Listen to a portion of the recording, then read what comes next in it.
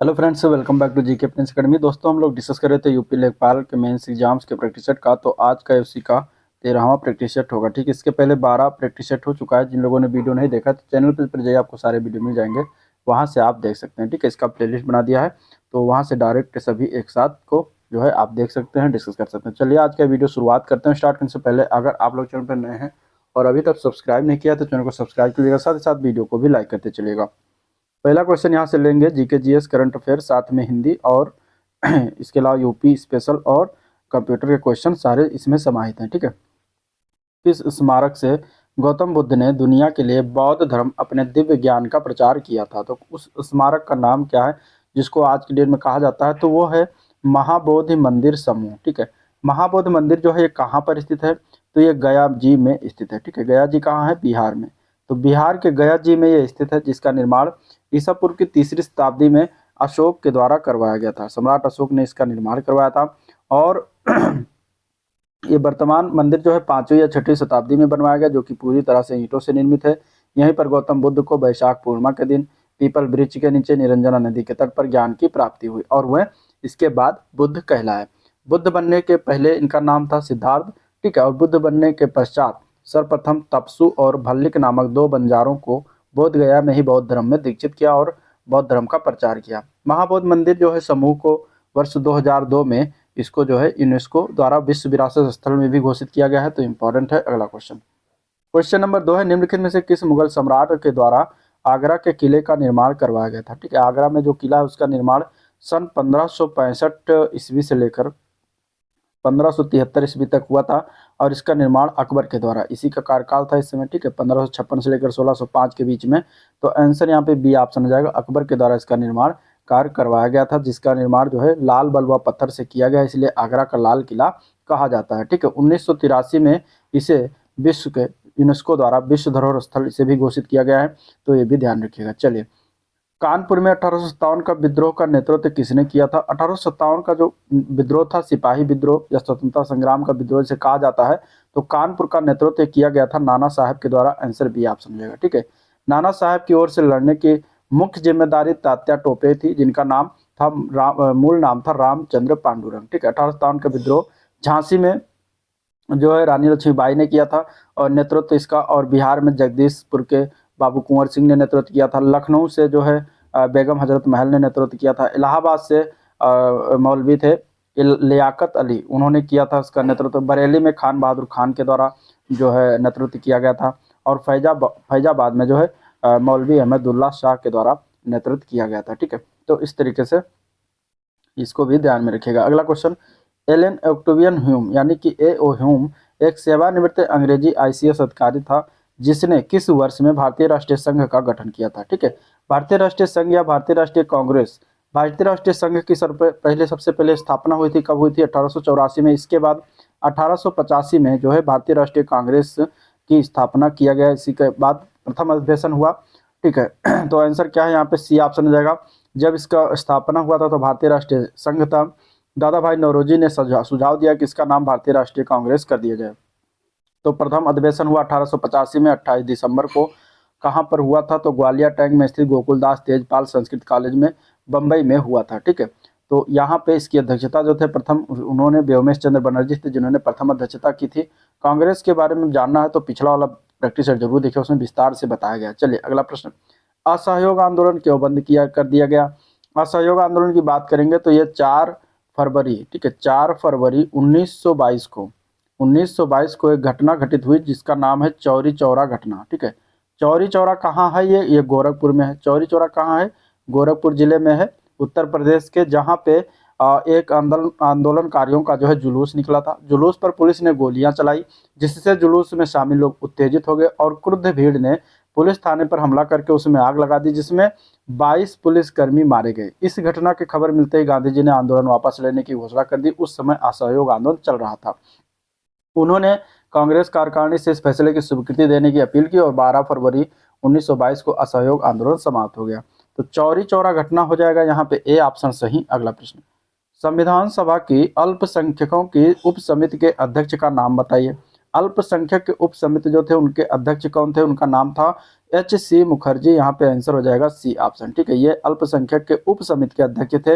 ये मद्रास प्रेसिडेंसी के advocate general भी थे, ठीक है। मौलिक अधिकारों संबंधी उप समिति के अध्यक्ष कौन थे, तो वो थे J.B. कृपलानी, ठीक है। अल्लाद कृष्णा स्वामी जो अय्यर हैं ये कौन थे, संविधान का मसौदा तैयार करने वाली समिति के 7 सदस्यों में से एक थे, ठीक है। पट्टाभी सीतारामैया जो थे संविधान सभा में हाउस कमेटी के अध्यक्ष थे। K.M. मुंशी जो थे संविधान सभा में ऑर्डर ऑफ बिजनेस कमेटी के अध्यक्ष थे। चलिए नेक्स्ट क्वेश्चन, निम्नलिखित में से किसके पास लोकसभा सत्र को स्थगित करने का शक्ति होता है। लोकसभा सत्र जो है उसको स्थगित करने का शक्ति या पावर ये होता है लोकसभा अध्यक्ष के पास। आंसर यहाँ पे डी ऑप्शन राइट हो जाएगा, ठीक है। आंसर क्या हो जाएगा, डी पार्ट करेक्ट है। चलिए अगले प्रश्न की तरफ बढ़ेंगे। भारतीय संविधान का अनुच्छेद 243 बा के अनुसार गठन अधीन गठित ग्रामीण क्षेत्रों के लिए स्व सरकार की संस्था कौन सा है, उसका नाम क्या है ये बताना है। तो उसको कहा जाता है पंचायत, ठीक है। क्या कहा जाता है, पंचायत कहा जाता है, जो कि ये भाग 9 में वर्णन है इसका। भाग 9 में पंचायतों के गठन, संरचना, शक्तियां, प्राधिकार, उत्तरदायित्व से संबंधित जो है इसका सारी चीजें बातें कही गई हैं, ठीक है। तो यहाँ पे आंसर क्या हो जाएगा, बी ऑप्शन करेक्ट हो जाएगा, ठीक है। यहाँ पे क्या हो जाएगा, बी ऑप्शन करेक्ट हो जाएगा। तो पंचायती राज संबंधी से क्वेश्चन एक जरूर पूछा जाएगा, जिसमें 243 में ग्राम सभा के गठन का जो है प्रावधान किया गया, ठीक है।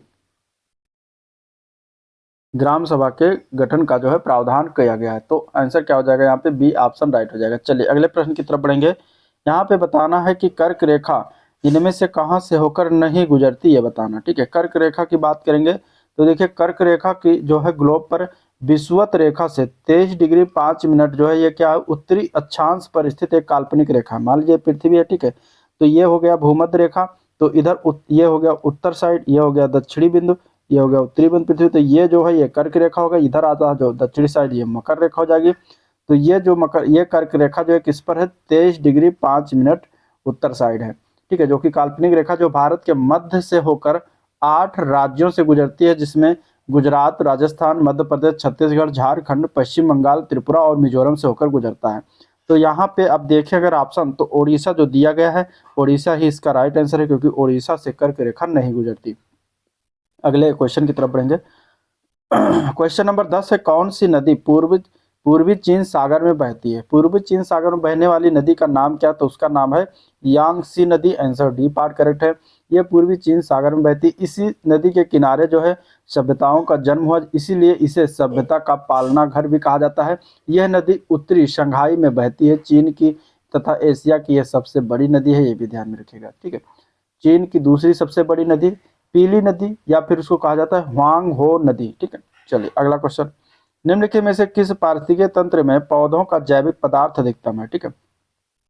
पौधों का जैविक पदार्थ अधिकतम इनमें से बताना है किस पारिस्थितिकीय तंत्र में अधिकतम होता है जैविक पदार्थ बताना है। क्वेश्चन नंबर 11 का आंसर हो जाएगा बी ऑप्शन उष्णकटिबंधीय वर्षा वन, ठीक है। उष्णकटिबंधीय वर्षा वन जो होता है एक ऐसा क्षेत्र होता है जो भूमध्य रेखा है, पृथ्वी के पास भूमध्य जो रेखा है इसके दक्षिण और उत्तर में लगभग 10 डिग्री अक्षांश इधर और 10 डिग्री अक्षांश दोनों साइड के भीतर होता है, उसको कहा जाता है भूमध्य उष्णकटिबंधीय वर्षा वन, ठीक है। और यहाँ पे अगर आप बात करें तो उष्णकटिबंधीय वर्षा वन में ये जो होता है ये एशिया, अफ्रीका, दक्षिण अमेरिका, मध्य अमेरिका, मैक्सिको, प्रशांत द्वीपों पर पाया जाता है, ठीक है। तो सबसे ज्यादा अगर देखा जाए जैविक पदार्थ तो इन्हीं में होता है। आंसर बी ऑप्शन राइट है। चलिए, पराध्वनिक जेट की उड़ान के कारण क्या उत्पन्न होता है। पराध्वनिक जेट जब उड़ान करता है तो क्या उत्पन्न होता है, इनमें से बताना है। तो ओजोन लेयर में क्या होता है, बाधा होती है, ठीक है। ओजोन लेयर को क्या करता है, ये नष्ट करता है। तो आंसर सी ऑप्शन करेक्ट हो जाएगा, ठीक है। और आंसर क्या हो जाएगा, सी ऑप्शन करेक्ट हो जाएगा। चलिए, बेसल कन्वेंशन, रॉटरडैम कन्वेंशन और स्टॉकहोम कन्वेंशन की ये तीनों कन्वेंशन जो है किससे संबंधित हैं ये बताना बेसिकली, ठीक है। तो देखिए बेसल, रॉटरडैम और स्टॉकहोम ये तीनों जो कन्वेंशन है ये प्रबंधन से संबंधित हैं, ठीक है। किसके प्रबंधन से संबंधित है, तो ये प्रदूषक के प्रबंधन से संबंधित है। आंसर बी ऑप्शन राइट हो जाएगा, ठीक है। बेसल सम्मेलन जो था ये खतरनाक अपशिष्ट पदार्थों के सीमा पार स्थानांतरण के नियंत्रण और इन पदार्थों के निपटारे से संबंधित अंतर्राष्ट्रीय संधि था। यह जो संधि हुआ था 22 मार्च 1989 को हुआ था, ठीक है। 1989 22 मार्च 1989 को एक संधि हुआ। इसके बाद आया जो है रॉटरडैम कन्वेंशन, ये 10 सितंबर 1998 को हुआ। ठीक है, 1998 को हस्ताक्षरित किया गया। यहाँ पे रॉटरडैम कन्वेंशन जो है ये खतरनाक रसायन के आयात से संबंधित साझा जिम्मेदारी को बढ़ावा देने के लिए प्रदूषक कन्वेंशन है। इसके बाद स्वीडन के स्टॉकहोम में जो है स्थायी कार्बन प्रदूषक स्टॉकहोम कन्वेंशन हुआ, जो कि 2001 में हस्ताक्षर किया गया और 2004 में जो है जाके लागू हुआ था। तो ये भी याद रखिएगा। नेक्स्ट क्वेश्चन देखते हैं। निम्न ग्रीन हाउस गैसों में से ऐसी कौन सी गैस है ऐसी कौन सी गैस है जिसके द्वारा ट्रोपोस्फियर में ओजोन प्रदूषण नहीं होता है? इनमें से बताना है। मीथेन, मीथेन से होता है। कार्बन मोनोऑक्साइड, इसी से नहीं होता। ठीक है, तो आंसर हो जाएगा यहाँ पे बी ऑप्शन। बाकी नाइट्रोजन ऑक्साइड से होता है, जलवाष्प से भी होता है। ठीक है, नहीं तो ये सभी से होते हैं। तो इसके अलावा सीएफसी होता है, कार्बन क्लोरोफ्लोरोकार्बन, तो उससे भी होता है। यहाँ पे आंसर हो जाएगा बी ऑप्शन, मोनो ऑक्साइड से नहीं होता। अगला क्वेश्चन, उत्तर प्रदेश में भाबर क्षेत्र में निम्नलिखित में से किस प्रकार की मृदा पाई जाती है? भाबर क्षेत्र, उत्तर प्रदेश के भाबर क्षेत्र में याद रखिएगा कंकरीली और पथरीली मृदा पाई जाती है। तो आंसर सी ऑप्शन इसका राइट है। अगले प्रश्न की तरफ बढ़ेंगे। उत्तर प्रदेश में मयूर संरक्षण केंद्र निम्नलिखित में से किस जिले में स्थित है? मयूर संरक्षण केंद्र जब पूछेगा मोरों से संबंधित, तो ये मथुरा जिले में है, Mathura Vrindavan. Answer B option right है। चलिए, किस प्रकार का डिवाइस डिजिटल सिग्नल को किसी ऐसे रूप में रूपांतरित करता है जो यूजर्स के लिए सुगम होता है? तो कौन सा प्रकार का डिवाइस? तो वो डिवाइस कहलाता है आउटपुट डिवाइस। बेसिकली परिभाषा है आउटपुट डिवाइस, जैसे मॉनिटर है, प्रिंटर है, स्पीकर है आदि क्या है, ये डिवाइस आउटपुट के उदाहरण है। तो आंसर यहाँ पे डी ऑप्शन राइट है। अगले क्वेश्चन की तरफ बढ़ेंगे।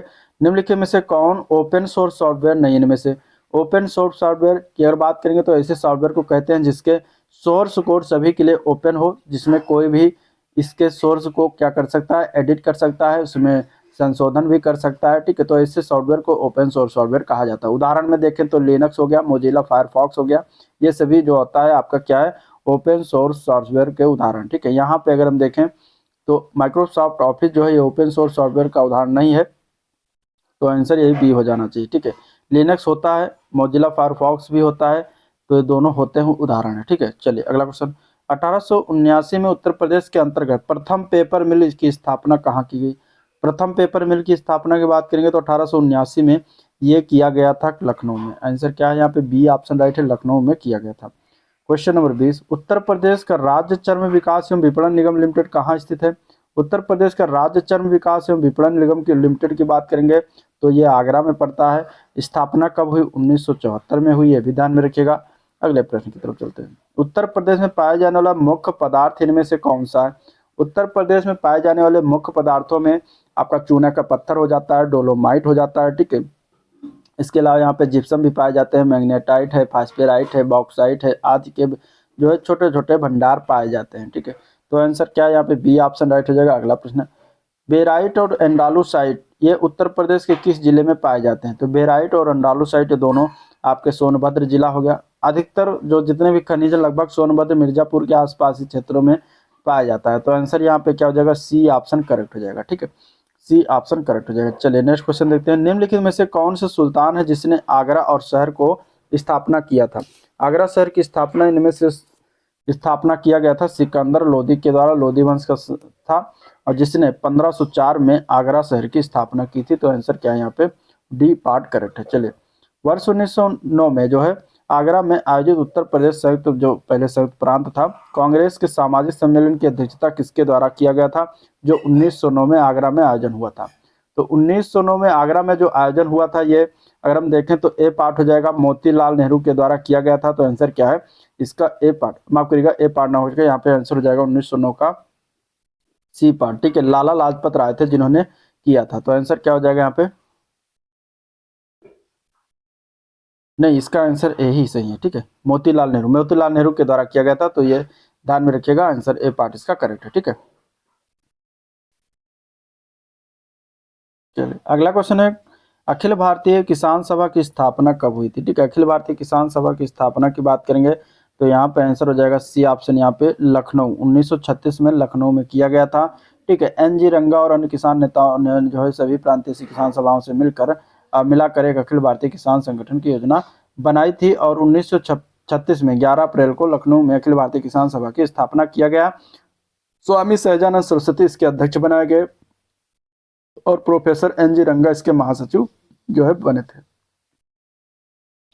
चलिए, निम्नलिखित में से कौन सा क्षेत्र राहुला लोक नृत्य से संबंधित है? राहुला लोक नृत्य की बात करेंगे तो बुंदेलखंड क्षेत्र इसका हो जाएगा आंसर। बुंदेलखंड क्षेत्र में प्रमुख जो लोकप्रिय नृत्य है उनमें बधाई हो गया, राई हो गया, सहरा है, बरेदी है, कानड़ा नृत्य है, सभी जो है बुंदेलखंड क्षेत्र के नृत्य है। चलिए, भारत कला भवन उत्तर प्रदेश में किस एक स्थित एक विश्वविद्यालय संग्रहालय, ठीक है, भारत कला भवन जो है उत्तर प्रदेश में कहाँ पर स्थित है, एक विश्वविद्यालय संग्रहालय बताना है। तो भारत कला भवन उत्तर प्रदेश में अगर देखा जाए तो ये वाराणसी में स्थित है। कहाँ पर स्थित है? वाराणसी में पड़ता है। तो आंसर क्या हो जाएगा? वाराणसी हो जाएगा, ठीक है, जो कि सी पार्ट में दिया गया है। भारत कला भवन संग्रहालय की स्थापना कब हुई थी? तो 1920 में हुआ था, ठीक है। कब हुआ था? 1920 में हुआ था। वाराणसी इसका सी पार्ट बिल्कुल करेक्ट है। 1920 में भारत कला भवन की स्थापना यहीं पर हुई थी। चलिए, नेक्स्ट क्वेश्चन, भारतीय प्रसिद्ध शास्त्रीय गायक भीमसेन जोशी किससे संबंधित है? प्रसिद्ध शास्त्रीय गायक भीमसेन जोशी की बात करेंगे तो यह किराना घराने से संबंधित है। आंसर क्या हो जाएगा? बी ऑप्शन राइट हो जाएगा, ठीक है।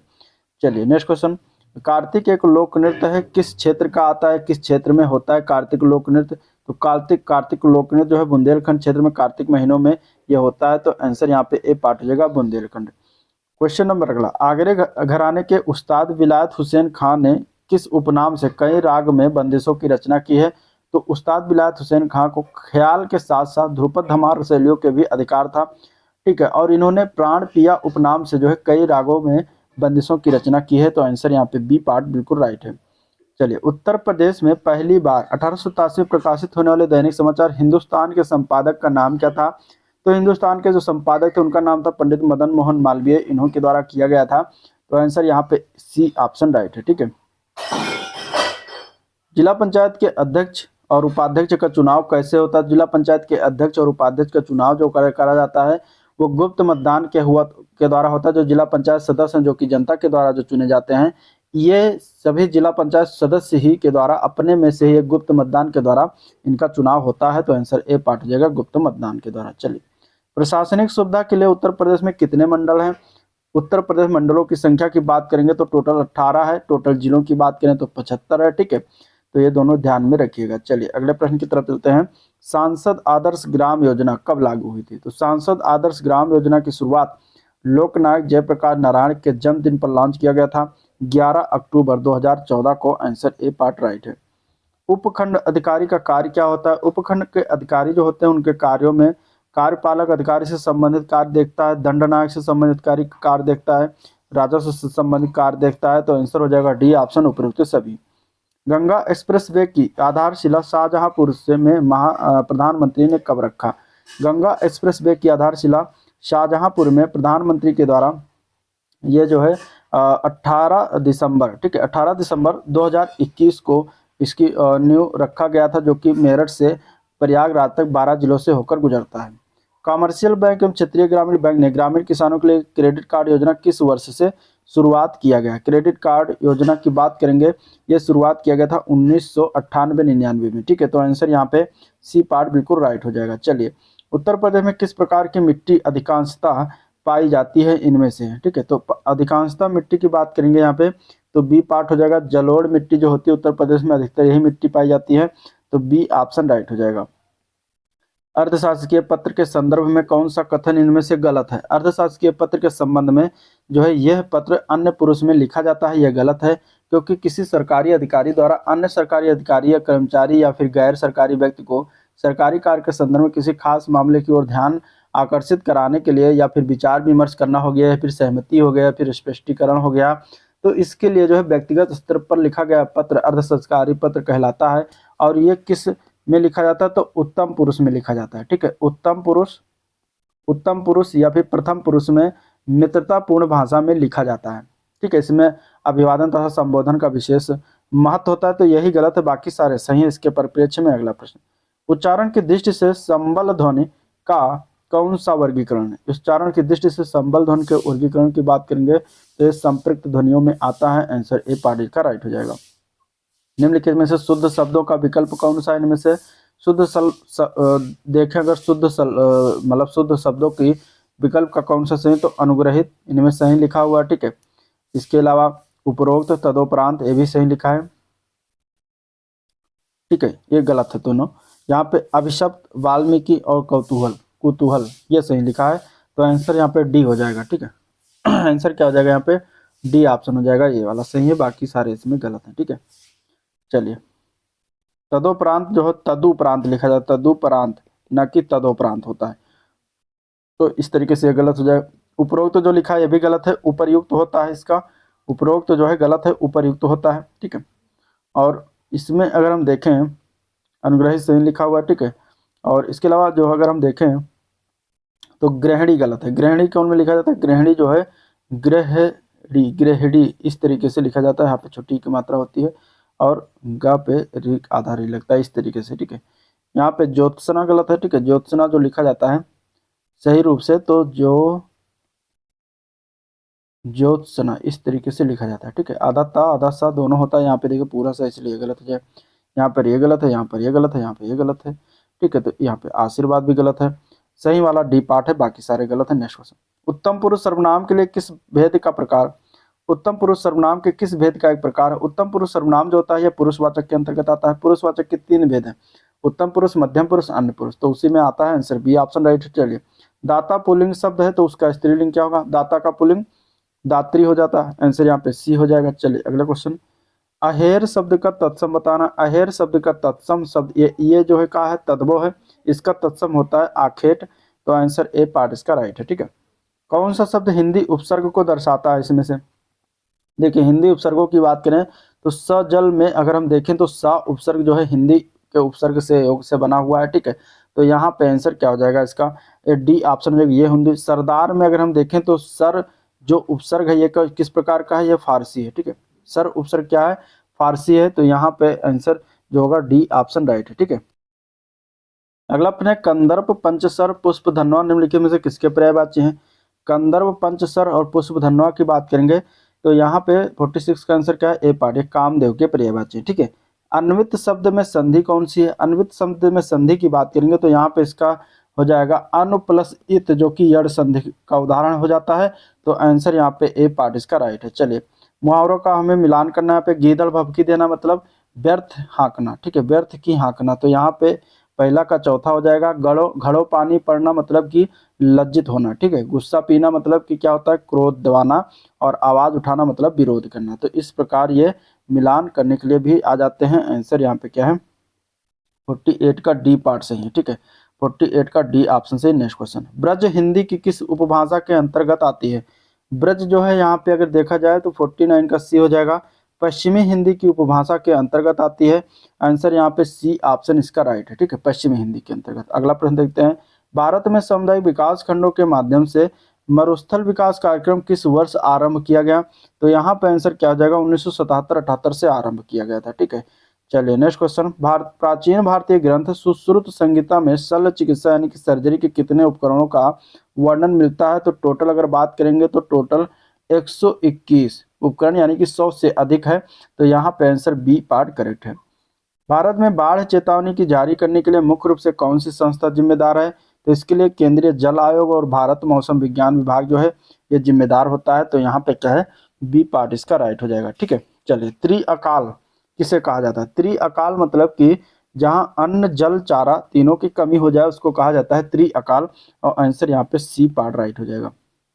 क्वेश्चन नंबर 54 यहाँ पे दिया गया है, एमएस एक्सेल यानी कि कंप्यूटर का क्वेश्चन है, एमएस एक्सेल सीट में पूरे कॉलम हाईलाइट करने की शॉर्टकट की क्या होती है, तो इसके लिए शॉर्टकट की जो प्रयोग किया जाता है वो होता है कंट्रोल प्लस स्पेस बार। ठीक है, तो इससे क्या होता है, पूरे कॉलम जो है हाईलाइट होता है, लेकिन अगर हम शिफ्ट प्लस स्पेस बार दबा देंगे तो शिफ्ट प्लस स्पेस बार से क्या होता है, पूरा रो जो है वो हाईलाइट हो जाता है। ठीक है, तो ये दो चीजें याद रखिएगा। अगला प्रश्न, माइक्रोसॉफ्ट वर्ड फाइल में क्लिपबोर्ड की सामग्री को पेस्ट करने के लिए किस शॉर्टकट की का प्रयोग किया था, तो एमएस ऑफिस के बारे वो एमएस ऑफिस नहीं, माइक्रोसॉफ्ट वर्ड एमएस वर्ड की बात करता है, तो यहाँ पे कंट्रोल प्लस बी का प्रयोग करेंगे, आंसर यहाँ पे जो है बी पार्ट राइट है। चलिए, ईमेल प्रेषक यानी ईमेल जो भेजता है, ईमेल सेंडर की प्रामाणिकता को सत्यापित करने के लिए डोमेन के लिए अधिकृत मेल सर्वर निर्दिष्ट करने के लिए मुख्य रूप से किस प्रकार के डीएनएस रिकॉर्ड का उपयोग किया जाता है, तो इसके लिए हम प्रयोग करते हैं एसपीएफ रिकॉर्ड। ठीक है, SPF मतलब सेंडर पॉलिसी फ्रेमवर्क, इसका फुल फॉर्म होता है एक रिकॉर्ड, एक टाइप का जो कि टेस्ट रिकॉर्ड के रूप में इसे जोड़ा जाता है। तो यहाँ पे आंसर क्या हो जाएगा इसका, डी पार्ट राइट है। चले, किसी उपयोगकर्ता को भेजे गए ईमेल उनके किस में जाते हैं, ठीक है। तो अगर देखा जाए ईमेल, तो जब कोई ईमेल भेजा जाता है तो वो रिसीवर के इनबॉक्स में पहुंचता है, ठीक है। कहाँ पर पहुंचता है, इनबॉक्स में। तो आंसर डी पार्ट राइट हो जाएगा। निम्नलिखित में से कौन सी ई बैंकिंग एक प्रणाली जहां व्यक्तिगत फर्म कॉर्पोरेट किसी भी शाखा से किसी भी व्यक्ति फर्म या कॉर्पोरेट किसी अन्य बैंक शाखा के साथ एक खाता हो सकता है जो योजना में भाग ले रहा हो, तो उसके लिए क्या हो जाएगा, नेफ्ट किया जाता है। आंसर यहाँ पे हो जाएगा नेशनल इलेक्ट्रॉनिक फंड ट्रांसफर, इसका पूरा नाम है, जो कि ये इधर से उधर जो है बैंक एक बैंक से किसी दूसरे बैंक खाते में आसानी से फंड का ट्रांसफर कर सकता है नेफ्ट के माध्यम से। तो आंसर ए पार्ट राइट है। चलिए, निम्नलिखित में से कौन सा ई कॉमर्स मॉडल का प्राथमिक प्रकार नहीं इनमें से, तो यहाँ पे अगर देखेंगे तो आंसर क्या है, सी ऑप्शन, C2D जो है कोई ई कॉमर्स मॉडल का प्रकार नहीं होता, बाकी B2B होता है, ठीक है, B2C भी होता है, बिजनेस टू कंज्यूमर, और C2B होता है बिजनेस टू बिजनेस, B2B होता है, ठीक है, C2B मतलब कंज्यूमर टू बिजनेस, ये सभी होते हैं। चलिए अगला क्वेश्चन, निम्नलिखित में से कौन सी लैंग्वेज मार्कअप लैंग्वेज है जिसका उपयोग एक साधारण वेबसाइट को बनाने के लिए करते हैं। मार्कअप लैंग्वेज जो होता है उसका नाम क्या है, HTML, ठीक है, HTML, ठीक है। ये जो होता है साधारण वेबसाइट बनाने के लिए प्रयोग किया जाता है, ठीक है। हाइपर टेक्स्ट मार्कअप लैंग्वेज इसका पूरा नाम है। आंसर यहाँ पे क्या हो जाएगा, डी ऑप्शन राइट है। चलिए, वायरस एक ऐसा प्रोग्राम है जिसे कंप्यूटर के सामान्य काम काज में हस्तक्षेप करने के लिए बनाया गया है। इनमें से कौन सा वायरस का एक प्रकार नहीं है, इनमें से। अब वायरस के प्रकारों में अगर हम देखें तो यहाँ पे कौन सा एक प्रकार का नहीं है, ठीक है। तो यहाँ पे बूट सेक्टर वायरस होता है, ठीक है, ये एक प्रकार का वायरस है, ठीक है। System virus, file virus, disk virus की बात करेंगे तो डिस्क वायरस कोई वायरस नहीं होता। चलिए अगले क्वेश्चन की तरफ बढ़ते हैं। डिजिटल वित्तीय समीक्षाओं में भाव विश्लेषण में प्राकृतिक भाषा प्रसंस्करण कार्यों के लिए कौन सा मशीन लर्निंग मॉडल सबसे ज़्यादा प्रभावी है, ठीक है। तो यहाँ पे देखें तो अगर LSTM जो long short term memory network जो होता है, ये क्या होता है, ये सबसे ज़्यादा प्रभावी होता है इसके लिए, ठीक है। LSTM जिसको कहते हैं, ये डिजिटल वित्तीय समीक्षाओं के भाव विश्लेषण के लिए प्रभावी मशीन लर्निंग मॉडल होता है।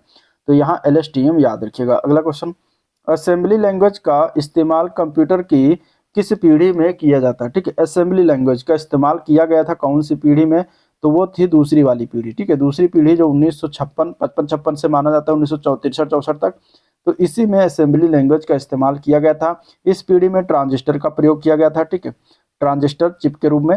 अगर बात करें पहली पीढ़ी में निर्वात टू, दूसरे में ट्रांजिस्टर का प्रयोग किया गया था। अगला क्वेश्चन, कंप्यूटर में प्राइमरी मेमोरी का उदाहरण निम्न में से कौन सा है।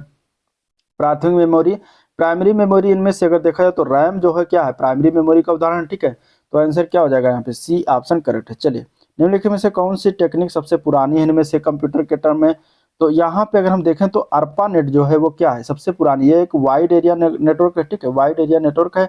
ARPANET जो जिसका आविष्कार 1968 में ARPA के द्वारा किया गया था, अमेरिका की एक संस्था है। ARPANET जो है दुनिया का पहला नेटवर्क था जिसमें TCP/IP मॉडल का प्रयोग किया गया। तो आंसर बी पार्ट करेक्ट है। चलिए, नाइट्रोजन स्थिरीकरण करने वाले जीवाणु मुख्य रूप से यहाँ पे वायुमंडलीय नाइट्रोजन को किस रूप में बदलते हैं जिसे पौधे अवशोषित कर सके, तो यहाँ पे आंसर हो जाएगा नाइट्रेट्स और अमोनिया, ठीक है। आंसर क्या हो जाएगा यहाँ पे, ए पार्ट नाइट्रेट्स और अमोनिया। चलिए, सृजनात्मक कार्यों के लिए उपयोग किया जाने वाला क्रिएटिव कॉमन्स लाइसेंस क्या प्रदान करता है, तो क्रिएटिव कॉमन्स लाइसेंस की बात करेंगे तो यहाँ पे आंसर हो जाएगा डी ऑप्शन, ठीक है।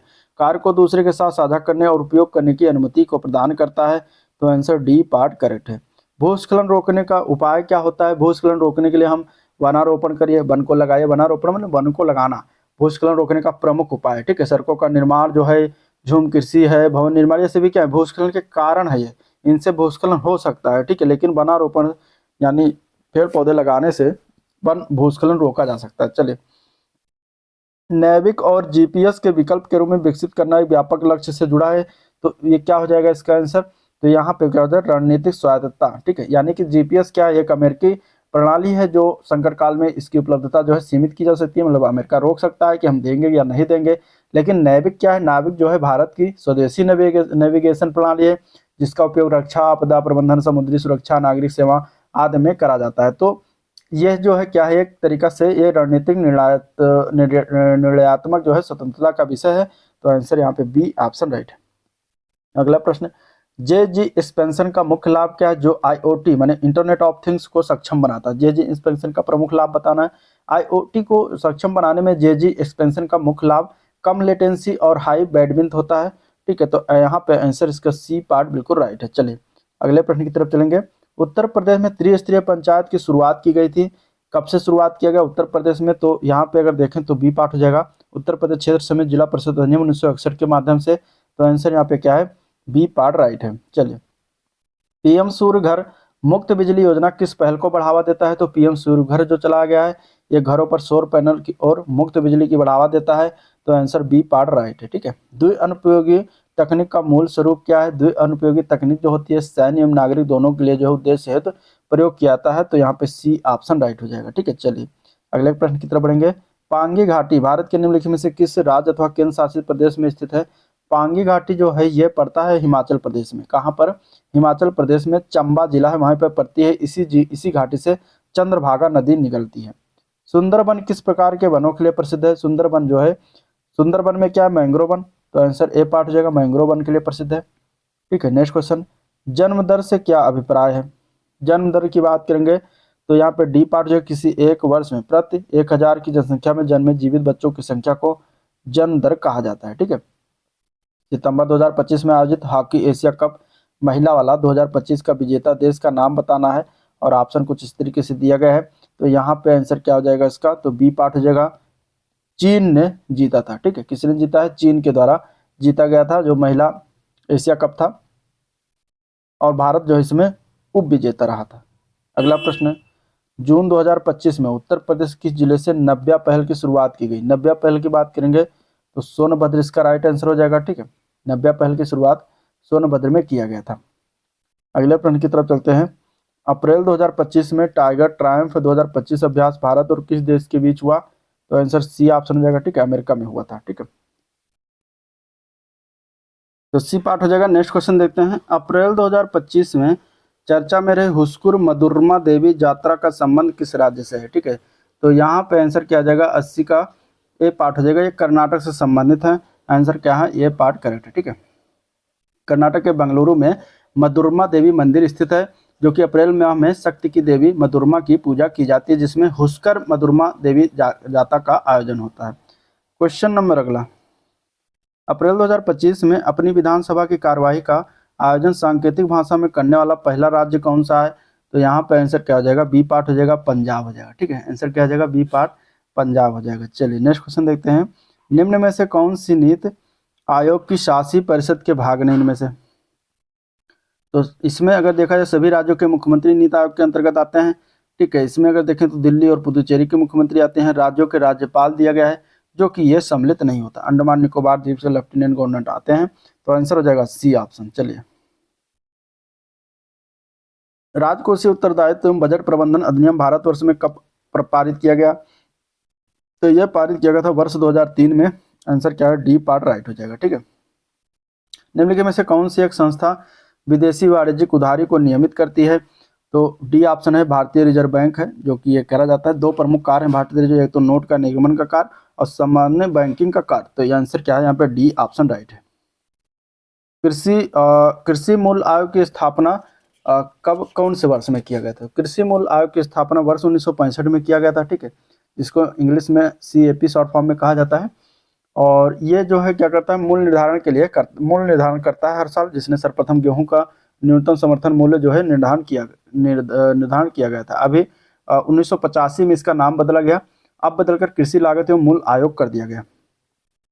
टाटीपाका तेल रिफाइनरी कहाँ पर स्थित है, टाटीपाका तेल रिफाइनरी ये आंध्र प्रदेश में स्थित है। ठीक है, आंध्र प्रदेश के पूर्वी गोदावरी जिला है जहाँ पर पड़ता है, तो आंसर यहाँ पे सी पार्ट राइट हो जाएगा। चलिए अगला प्रश्न, उत्तर प्रदेश जमींदारी उन्मूलन एवं भूमि सुधार अधिनियम किस वर्ष स्थापित किया गया था, तो ये इसकी स्थापना हुई थी, जो है बी पार्ट हो जाएगा, 1950 में इसकी स्थापना किया गया था, और ये प्रभावी कब हुआ था, 1952 से। ठीक है, निम्नलिखित में से किस राज्य में द्विसदनीय विधानमंडल इसमें से नहीं है, द्विसदनीय विधानमंडल की बात करेंगे तो ए पार्ट हो जाएगा, ये राजस्थान में नहीं, बाकी आंध्र प्रदेश, बिहार, कर्नाटक, महाराष्ट्र, बंगाल, सॉरी महाराष्ट्र, इसके बाद तेलंगाना, फिर उत्तर प्रदेश यहाँ पे हैं, लेकिन राजस्थान में द्विसदनीय विधानमंडल नहीं है, तो आंसर हो जाएगा ए पार्ट।